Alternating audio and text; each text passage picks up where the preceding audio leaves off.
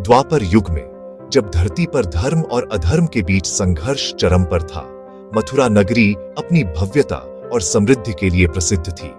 यहाँ के राजा उग्रसेन न्यायप्रिय और प्रजावत्सल शासक माने जाते थे। उनके शासन में मथुरा की प्रजा सुख शांति से जीवन व्यतीत कर रही थी और नगर में हर ओर उत्सव और उल्लास का वातावरण था। लेकिन उग्रसेन का पुत्र कंस स्वभाव से अत्यंत क्रूर, अहंकारी और अधर्मी था। उसके मन में सत्ता की लालसा और अपने सामर्थ्य का घमंड था, जो धीरे धीरे उसके हृदय को कठोर बनाता गया। एक दिन अपनी महत्वाकांक्षा के वशीभूत होकर कंस ने अपने ही पिता को बंदी बना लिया।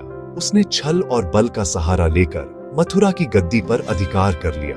अब मथुरा का राजा कंस था और उसके शासन में भय और आतंक का साम्राज्य फैल गया। कंस के अत्याचारों से मथुरा की प्रजा त्रस्त और भयभीत रहने लगी। गांव-गांव में लोग उसके नाम से कांपते थे। करों का बोझ, अन्याय और दंड के भय ने लोगों के जीवन को दुखमय बना दिया था।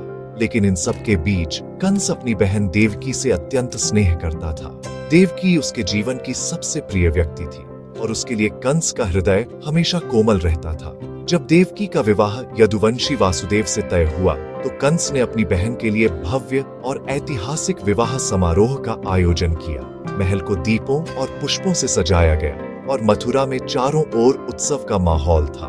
राजमहल में संगीत, नृत्य और हर्षोल्लास गूंज रहा था। विवाह के बाद जब विदाई का समय आया तो देवकी की आंखों में आंसू थे।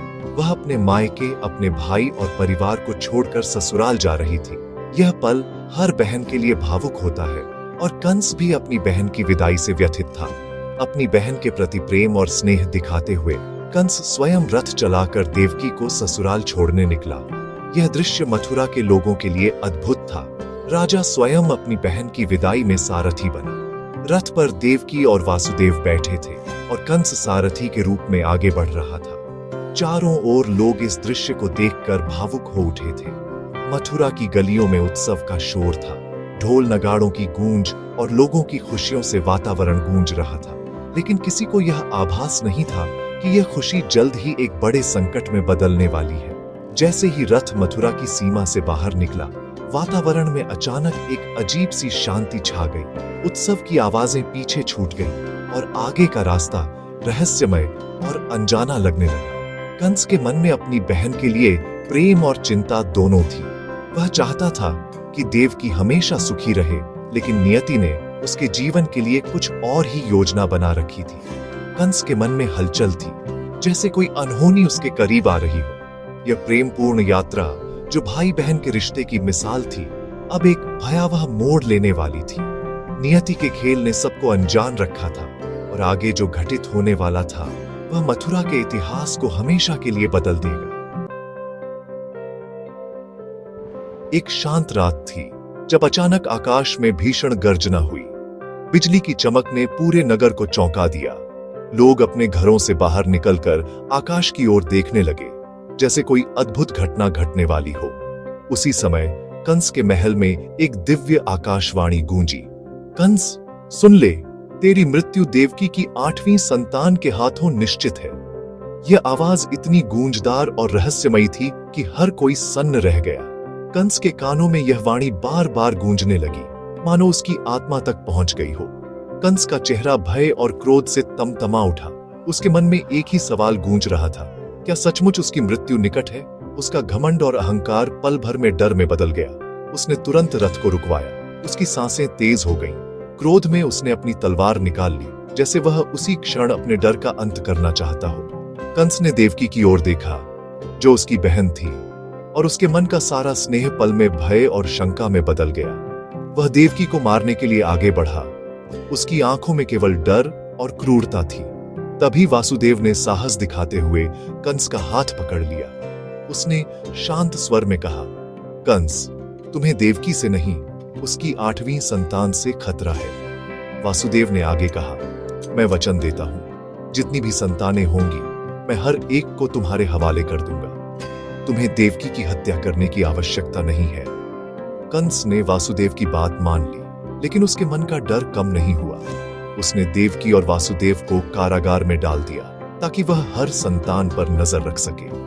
विवाह का उल्लास जो अभी कुछ समय पहले तक पूरे नगर में गूंज रहा था, अब कारागार के अंधकार में बदल चुका था। खुशियों की जगह अब चिंता और भय ने ले ली थी। कंस का भय अब उसकी क्रूरता का कारण बन गया था।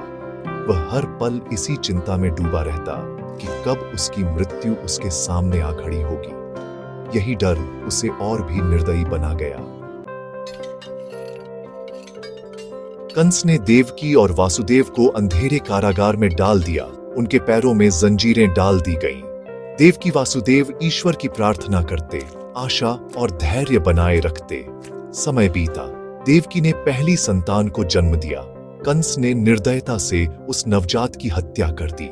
हर बार देवकी वासुदेव विनती करते, लेकिन कंस का दिल नहीं पसीजा। एक एक कर 7 संतानों की हत्या हुई।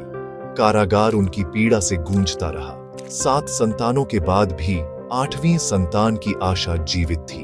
उनका जीवन अब केवल प्रतीक्षा और विश्वास का प्रतीक बन गया था। हर वर्ष देवकी की गोद सूनी हो जाती। कंस हर संतान को मार डालता। मथुरा की जनता कंस के अत्याचार से भयभीत थी, पर कोई विरोध नहीं कर सका। 7वीं संतान के समय भगवान विष्णु की योग माया ने गर्भ को रोहिणी के गर्भ में स्थापित कर दिया। कंस को लगा 7वीं संतान गर्भ में ही नष्ट हो गई। उधर रोहिणी के यहां बलराम का जन्म हुआ। अब कंस 8वीं संतान के लिए और सतर्क हो गया।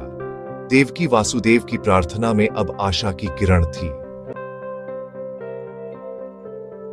भाद्रपद की अष्टमी, आधी रात, देवकी के गर्भ से भगवान विष्णु ने जन्म लिया। कारागार दिव्य प्रकाश से भर गया। भगवान चतुर्भुज रूप में प्रकट हुए। देवकी वासुदेव ने भगवान की स्तुति की।